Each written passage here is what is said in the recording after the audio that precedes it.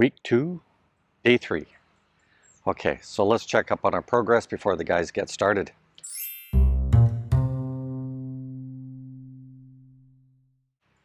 Okay, so no progress on the driveway. And again, it'll have an S-curve here so that when I come down the driveway, I can back into or pull straight into this location and then back into the garage. Okay, I gave you a little bit of an update yesterday, but the reason we're trenching all this in, guys, is the hard pan. It is very hard pan here, and the output of our septic tank normally would leach straight into the ground. However, it is so hard that the water really just doesn't go in.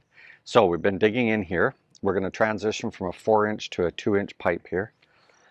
And as soon as we turn this corner to go down the property, I will start drilling holes in the bottom of the pipe. But all of this hard pan material is going to go right back in again. And it is very dense, guys. It is not easy shoveling. Not easy at all. Okay, so we're bagging all that soil coming out of that trench. Of course, it'll go right back in again. And then we are laying the water to it to help it pack down quicker than trying to tamp it, because a lot of this anapogue is very powdery. Okay, so that took about 24 hours. No, sorry, 12 hours for that water to dissipate out of there. And you can imagine that we're going to do more than one shower in a day. So, okay, over here, we're going to have what I'll just call as a distribution box. Below ground, it'll have a concrete lid to it, or a grate. And we will come out of there and splice the water line so that it can go back into the CR. And the other water line, the main one, will carry right through to the house. So that will have a box on there. These guys have done this skim coat except for this small section. We've already bought the sealant because we're only going to do one layer on this. The holes have been cut in for our ventilation. And we will have some mosquito grills made up to go to screw into the wall so that they can be replaced. Okay, and then this wall is ready for the final coat. And again, we're going to wrap this in half-round bamboo. That's why we're not doing a full, smooth, finished coat on this. Nothing to report up front. Front to me is the ocean. That's the view. That's the eyes. That is front. My backside is where I'm leaving from, and that's the road. Okay, and the garage is buttoned up right now, so we will give you an update on the electrical later on.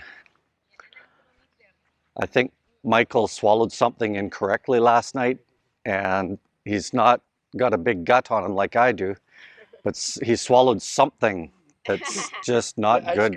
Oh, it's ice cream. He swallowed ice cream. A whole bucket, and it's oozing its way out of his skin. And it gets inside the tobacco. Oh, he's got the tobacco. Tobacco. Okay, anything to report, Lynn? No, not so far. But tomorrow we'll go to Sebeco to buy the meter. Right, okay. And then we will do an electrical update on all the painful stages that we went through. Hopefully by Friday we will have the electricity. But that's a 50-50 chance, depending on the availability of the lineman. Yeah. But to point out that one of our masoon, also known as a lead carpenter, he had 2 days trying to get his paperwork done just to get a new license. And then yesterday he had more time in it just to collect the license. It's not an easy process, guys. They don't have enough staff, and people are lined up down the block.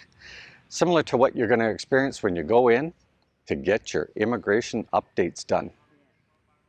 All right, we hit a bit of a milestone. We finally got the clean out in. Whee! That took a while. God's Batman. Anyway, we're going to reduce the size now down to 2-inch because, again, this is just a output drain, clarified water. Yes, it should be 4-inch, but it's going to be 2-inch. That's just how it is. And after lunch, these guys are on break now. We're going to get them to backfill all of this so Lynn and I can start throwing the water to it and help the compaction. We've got the correct flow, although we will double check that right after lunch. Okay, I went down and bought a bench vise. Already it's come in handy, but we got to get her bolted down. Okay, we've received extra pipes, so we have extra flow. And here's how you do it, guys. When they're eating, you walk up and you go like this. You go like the kids. And what is Randy having? Egg, shrimp, and rice. With the eyeballs, guys. With the eyeballs. Okay, Michael is in the 11th hour here. So I got him to change something here. I needed this put in. I want the split first. The way he was going to do our electrical panel was from the yard pole outside, there's a 60 amp breaker. He was going to bring it into a 60 amp breaker, come out of the 60 amp breaker and go to the house on another 60 amp breaker. Oh, code violation. Okay, so we're not doing that. We split in here. One goes up to the panel here as a sub panel, and then the other one goes to the house sub panel, because I did not realize this, but in the Philippines, the electric company wants access to the primary breaker. Okay, so unlike our houses where the power comes in, it goes through the meter base and then through our primary breaker. In our main panel, that's not how it happens here. Okay, so as mentioned before, there is the stainless steel sink that we got. That was $125. Very good steel, guys. We're going to open this up maybe after lunch. We'll see. Maybe tomorrow. Got to hang a few more tools. Okay, so this Chinese finger puzzle down here took a little bit to figure out, but I figured it out. The guys were going to end up having the toilet about halfway up this wall, or maybe a third of the way up this wall. So I had to put my thinking cap on, and I finally figured it out. We'll just chip out a little bit of the corner there, and then from here to here, this will be the shower drain down here where my foot is. And Lynn and I are going to go look. What we might put in is a trough drain here, you know, with a grill on the top. You just pop the grill, but it'll be a long instead of just a round thing. Why? Can you say Filipino hair? That is the reality with that kind of stuff. It'll be a little easier, and also given that this will be our shower CR for when we're working in the garden and such. So Lynn and I were talking about where to maybe put some coconut trees. We're looking at a few coconut trees maybe in this little swing here. Put a couple in there. Banana trees are going to be down in the wetter area down there. Add a little bit more privacy for our fence. In the city, it's customary to have a full fence. You cannot see into the property. But in the more provincial areas, it's customary to have a slatted fence of some type. And we're just going to use 1x1 angle iron, put a point on the top, and weld that in. We'll be doing verticals, not horizontals. Horizontals just turn into a big ladder. So we'll be doing verticals. But it is customary to do that type of thing so that people can see into your property, make sure that nobody's stealing from you. Because we're lucky. We have the barangay office right there. And this green building here is a birthing center. They're always sitting out the back. They're always keeping an eye. As a matter of fact, there was a young little lad that was over here, probably about 8 or 10 years old. Everybody's yelling at us saying, "Watch that kid, watch that kid, watch that kid," because our car doors were open. Now, in my way of thinking, if I had the time right now, I would stop it at the barangay office and say, "Who's this kid? Let's find out what his story is. Let's get this kid on the right path." You know, when they got 100 million people, it's a shame. You just see too many little, as I call them, ragamuffins running around. And if they're not given guidance, You know, if it's as simple as not having enough money for school supplies and stuff like that, we will help out. Okay, so how is our drain holding up? We did a trench off of the barangay basketball court here to stop the water migration. And it looks like we're going to have to watch for the first rain and reestablish this trench or berm it higher. And right now I'm leaning towards berming it higher because, you know, as fast as the grasses can grow in here, that's how fast it'll also fill up, right? So we want to try and keep their water on their property. Now, the other thing is, maybe, again, it's all about the appreciation that you get if you help out a little bit. They'll keep a closer eye on your property and you and all that stuff.